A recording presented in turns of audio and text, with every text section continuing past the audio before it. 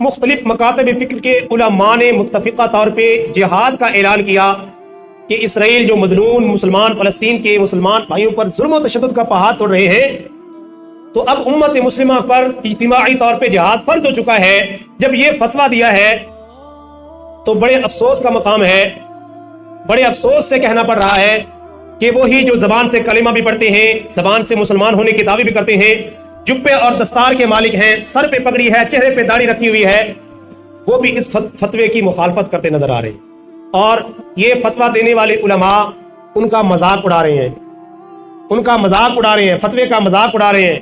ان میں کچھ سیاسی لوگ بھی ہیں، اور آپ جانتے ہیں سیاسی لوگ تو بے دینی میں اول نمبر پہ آتے ہیں، جن کا کام صرف سیاست کو کاروبار کی حیثیت سے استعمال کرنا ہے، نہ ان کا مقصد ملک کو فائدہ پہنچانا ہے، نہ ان کا مقصد دین کو فائدہ پہنچانا ہے، نہ ان کا مقصد امت مسلمہ کی خیر خواہی ہے، ان کا مطمع نظر کمائی ہے، کاروبار ہے، پیسہ اکٹھا کرنا ہے۔ تو بعض ایسے بے دین قسم کے سیاسی حضرات نے بھی اس فتوے کا مذاق اڑایا، علماء کا مذاق اڑایا، دینداروں کا مذاق اڑایا، بجائے اس کے کہ وہ ان مظلوم مسلمانوں کی جو ہے حمایت میں کوئی جملہ بولتے، الٹا انہوں نے یہ کام شروع کر دیا کہ جو ان مظلوم مسلمانوں کے حق میں آواز بلند کر رہے ہیں ان کی ٹانگیں کھینچنا شروع کر دی۔ اور ان میں بڑے بڑے جبہ دستار کے مالک بھی ہیں، جو اپنے آپ کو سکالر بھی کہتے ہیں، اپنے آپ کو دین بھی کہتے ہیں، دیندار بھی کہتے ہیں، اور لاکھوں کے اعتبار سے لوگ ان کی بات سننے والے ہیں۔ وہ بھی انہی یہود و نصارہ کی کفار کی بولی بول رہے ہیں، جن میں سر فہرست ہے آپ کے جیلم کا ہی ایک بدبخت انجینئر محمد علی مرزا،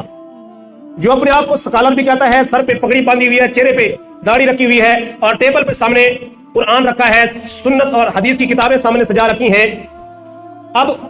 مسلمان ہونے کی حیثیت سے جب وہ اپنے آپ کو سکالر کہتا ہے، اپنے آپ کو عالم دین کہتا ہے، اپنے آپ کو مسلمانوں کا نمائندہ کہتا ہے، اور اس کا دعویٰ یہ ہے کہ حقیقت میں ہم ہی قرآن و سنت کی تعلیمات دے رہے ہیں، جب بات آتی ہے مسلمانوں کے حق میں بیان دینے کی، امت مسلمہ بننے کی، اور یہ بات بھی بڑے افسوس کی ہے کہ ساری کی ساری امت مسلمہ، ساری کے سارے مکاتب فکر جن کے مختلف اختلافات بھی ہیں، وہ سارے کے سارے اس فتوے کی حمایت میں ہیں۔ پوری امت مسلمہ اس فتوے کی حمایت میں ہے کہ مسلمانوں کی مدد ہونی چاہیے، اسرائیل کا راستہ بند ہونا چاہیے، اور یہ ظلم و تشدد بند ہونا چاہیے۔ اس نازک موقع پہ بھی وہ ان کی مخالفت کر رہے ہیں جو ان مظلوم مسلمانوں کے حق میں آواز اٹھا رہے ہیں۔ تو اس سے ہمیں سمجھ آنی چاہیے کہ ایسے لوگ بظاہر تو دیندار لگتے ہیں، دین کی باتیں کرتے ہیں، حقیقت میں ان کا ایجنڈا اللہ اور اللہ کے رسول صلی اللہ علیہ وسلم کے دین کو فائدہ پہنچانا نہیں ہے بلکہ نقصان پہنچانا ہے۔ کہ جب کڑا وقت ہے، اذیت اور تکلیف کا وقت ہے، اس وقت مسلمانوں کی آواز اٹھانے کی بجائے، آواز بلند کرنے کی بجائے، ظالموں کے خلاف بیان دینے کی بجائے، ایسے بدبخت جب مظلوموں کے خلاف اپنی زبان استعمال کریں اور ان ظالموں کے ہاتھ، روکنے والوں کے ہاتھ جو ہے ان کا دست و بازو نہ بنے، ان کی مخالفت کرنے والے بن جائیں، تو آپ سمجھ سکتے ہیں کہ ان کا حقیقت میں اندر میں وہ کس کے ساتھ ہے۔ امت مسلمہ کا درد ان کے دلوں میں نہیں ہے، اور امت مسلمہ کا وہ دست و بازو نہیں بن رہے، بلکہ ان کے ساتھ وہ مل کے بیٹھے ہیں، ان کی چھتری کے نیچے بیٹھے ہیں جو مسلمانوں کے جو خون کے پیاسے ہیں۔ اب اس موصوف نے یہ بھی بیان دے دیا کہ دیکھو اسرائیل بڑا طاقتور ہے۔ اب ایمان کا اندازہ لگائیں، ایمان کا اندازہ لگائیں کہ کتنی ایمانی طاقت ہے۔ بدر کے میدان میں 313 صحابہ اور سامنے 1000 کا لشکر، بہت بڑا لشکر، یہ 69 مسلمان صرف ایمان، اللہ کی ذات پہ بھروسہ کرتے ہوئے میدان میں اترے ہیں، اللہ پاک نے فتح عطا کی ہے۔ اور علامہ اقبال نے بھی یہی کہا،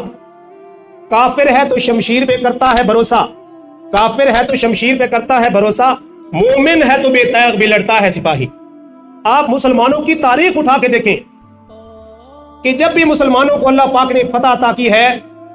تو جس لشکر، مسلمانوں کے لشکر کو اللہ پاک نے فتح یاب کیا، کامیابی کا جو ہے تمغہ اللہ پاک نے اہل ایمان کو دیا ہے، ان کے مقابلے میں دشمن لاکھوں کی تعداد میں ہوا کرتے تھے، اور ان کے مقابلے میں مسلمان جو ہے بہت تھوڑی تعداد میں ہوا کرتے تھے۔ صرف ایمانی طاقت، اعلاء کلمت اللہ، نعرہ تکبیر اور اللہ کے کلمے کو بلند کرنے کے لیے میدان میں اترتے تھے، اللہ سے مدد مانگ کے اللہ پاک ان کے لیے مدد فرما دیتے تھے۔ سیرت کی کتابوں میں لکھا ہے غزوہ حنین کے موقع پہ 12,000 کا لشکر ہے، صحابہ کرام کے دل میں آ گئی کہ آج تو ہم بڑی تعداد میں ہیں۔ اللہ پاک قرآن فرماتے ہیں وَيَوْمَ حُنَيْنٍ إِذْ أَعْجَبَتْكُمْ كَثْرَتُكُمْ، کہ اس دن کو یاد کرو حنین کے موقع پہ جب تمہارے دل میں یہ بات آ گئی کہ آج تو ہماری بڑی تعداد ہے، ہمارا لشکر بڑا ہے، ہمارے پاس جنگی ہتھیار زیادہ ہیں، ہمارے پاس افرادی قوت زیادہ ہے، آج تو ہم ہار ہی نہیں سکتے۔ پھر ہزاروں کی تعداد میں لشکر تھا، سب کچھ موجود تھا، اسباب موجود تھے، اللہ پاک کی جانب سے ایک جھٹکا لگا۔ پھر مسلمان متوجہ ہوئے کہ ہم دلوں میں کیا ارادہ لے کے بیٹھ گئے، فوراً اللہ کی طرف رجوع کیا، اللہ کی طرف متوجہ ہوئے کہ فتح اور نصرت تعداد کی زیادہ ہونے پر منحصر نہیں ہے، بلکہ فتح اور نصرت اور کامیابی اللہ عطا کرتے ہیں۔ تو ان لوگوں کے ایمان کا آپ اندازہ لگائیں کہ وہ بجائے اس کے کہ اہل ایمان کو تسلی دیں، ان کو صبر کی تلقین کریں اور ان کو جو ہے ثابت قدم رہنے کی تلقین کریں، وہ بزدلی کی باتیں کر رہے ہیں۔